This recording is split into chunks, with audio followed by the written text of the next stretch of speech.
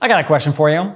When does a power fantasy become boring? Well, I think Doom: The Dark Ages may have answered that question for me.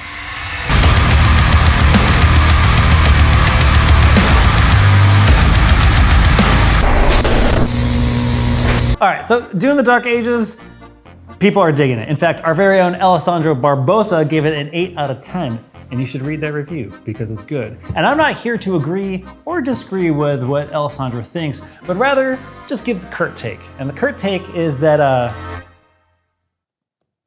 find it kind of boring, which is like weird. Since Doom 2016, there's been this kind of consecutive growth of the power fantasy. Doom 2016 was kind of a jig and a dance between you and imps and other enemies in that game. But then Doom Eternal took that a step further by adding tools on your body. So you had different things on your shoulders and you had a meat hook so you could swing around. And then Doom: The Dark Ages introduces a shield, and a shield that you can parry with, and then a shield you can throw. And that shield can also zip you up over other things. But then on top of the shields, you have the ability to, you have like other variables of melee attacks in the mix, but then every weapon has a whole new function of a gun. And I did find myself sort of paralyzed by the amount of toys in the toolbox. You're so powerful. You're given so many tools. You're dealing with so many monsters at once that in a way, it kind of became numbing for me. Numbing in the way that the flow state never kicked in. It was just a spectacle of explosions and guts and gore. And when a big fight was over, sure, my palms were sweating, my eyes were watering because I wasn't blinking, which is a real problem that I have. But most of all, I didn't feel like I wanted to get up in the air and punch my fist and be like, yeah, screw you, hell, you suck. So this kind of brings me to my first major point, and that is creativity and tools. I have this whole thinking that the fewer tools you have, the more room you actually have to be creative because you're restrained. And when you're restrained, you have to get creative in order to express what it is you're trying to express. And in so many ways, Doom 2016 was that. Because in Doom 2016, you're just the Doomslayer and you're running and gunning, and with the exception of glory kills, and being able to switch to a chainsaw. The enemies themselves are working in a very creative, versatile way. Those things just aren't bum rushing you. In fact, kind of like baiting you at times. The imps will like see you, turn around, throw a fireball behind them, and then run away. It forces you to chase them.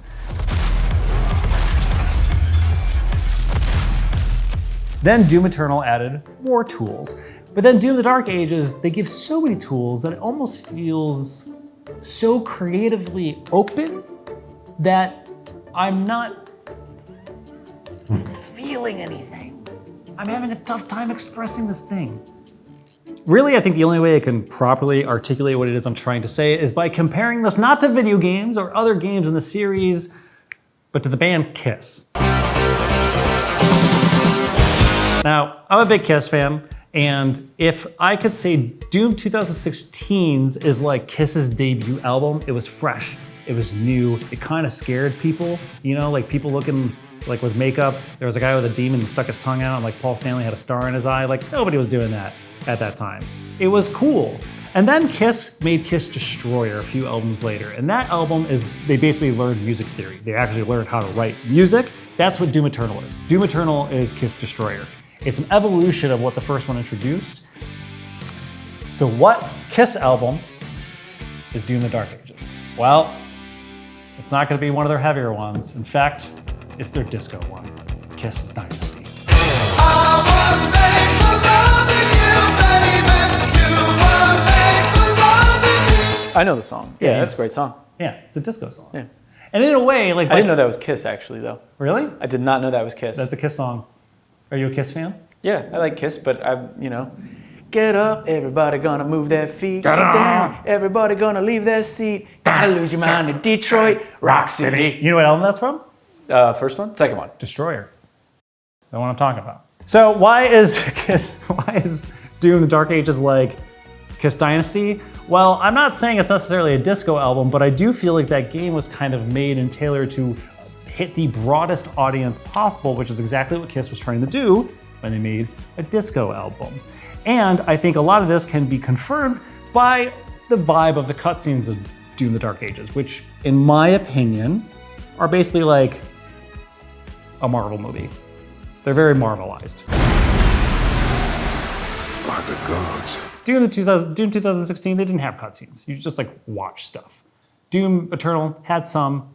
Doom the Dark Ages, you got like random guys in armor. I'm not even gonna pretend to try and know their names. They're talking to each other, but most of the conversations are like, we gotta send the Doomslayer. Send the Doomslayer. Where's the Doomslayer? Sending in the Doomslayer. The Doomslayer's coming. The Doomslayer's coming. Should we launch the Slayer now? Launch the Slayer. We need him. We're launching the Slayer now. And then you got this dude, the bad guy, who is straight up wearing the Bram Stoker's Dracula out, like the red armor. In fact, it's the same armor that they used in the movie The Cube with J-Lo.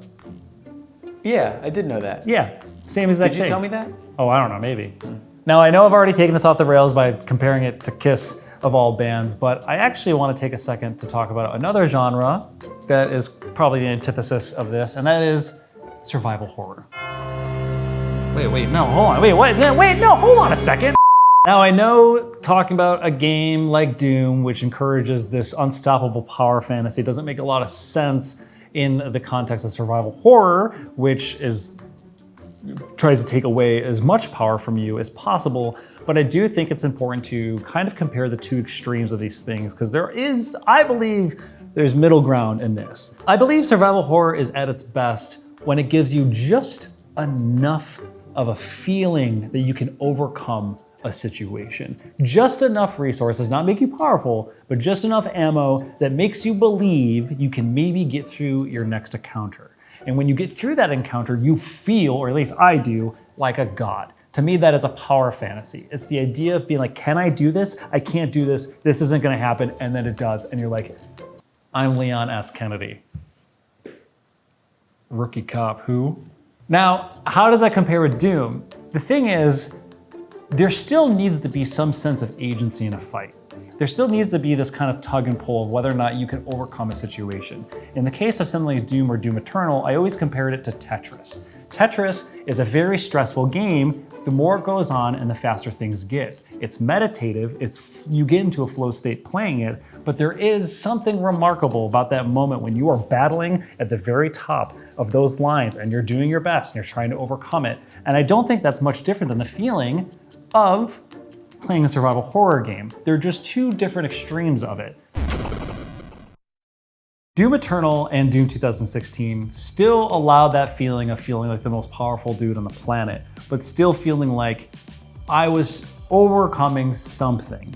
And in Doom the Dark Ages, when everything is a spectacle, when everything is turned up to 11, nothing feels special. So when you're doing all this cool stuff and you're blowing things up and you feel like a god doing it, even if the game is hard, there's still a sense of you go from one big battle, you do a bunch of cool stuff, big spectacle, fireworks, roller coaster, and then it's over. And then you do it again, and you do it again, and you do it again. And of course, I gotta mention, this isn't a difficulty issue thing. I'm playing the game on ultra violence, which I guess is considered hard, or at least that's what would be considered hard mode in the first two games. And the game is hard. I am dying a lot.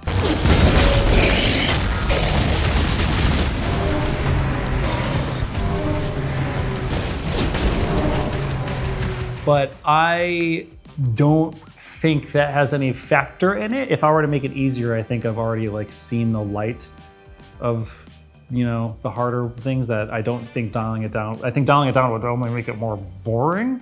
And I think if I can compare this to any other game in terms of difficulty is Wolfenstein 2, another id Software joint, or in that case, Machine Games. I think Wolfenstein 2 is at its best playing it on a mid to lower difficulty. But if you play the game on a harder difficulty, it's brutal and it's punishing and it's just not fun. You just don't feel like a big buff BJ Blazkowicz mom-loving man. Like I love him because that dude he's a mama's boy. He's such a sweetheart. Man, I love BJ. This is the whole thing that BJ Blazkowicz and Doom Guy are the same dude. That is a theory, yeah. That's bull. Doom doesn't love his mom. Doom Slayer doesn't love his mom. Not the way BJ does. He does have a pet rabbit, though. He does have a pet rabbit. It's true. All that said, I do want to say I dig the evolution of what they're trying to accomplish here. I dig that they aren't just entirely repeating themselves, that they are trying to expand this universe. They're trying to hit a new audience. They're trying to give something a little bit more and not just the same game over and over and over again. Kind of like how Kiss did with Dynasty. They weren't repeating themselves. They were trying to hit a newer audience. And in doing so, Kiss fans were upset, just as some Doom fans might not be digging Doom the Dark Ages, and I'm talking about me. Now, if Doom can just follow the Kiss train further and make Kiss the Elder, which was Kiss's concept album that no one cared about except for the prog metalheads now, who always reference that album, just take notes. Listen to Kiss the Elder for the next Doom. You won't regret it. You'll have lots of cool ideas, I promise. And, Kiss kind of regretted it, so I don't know, maybe not.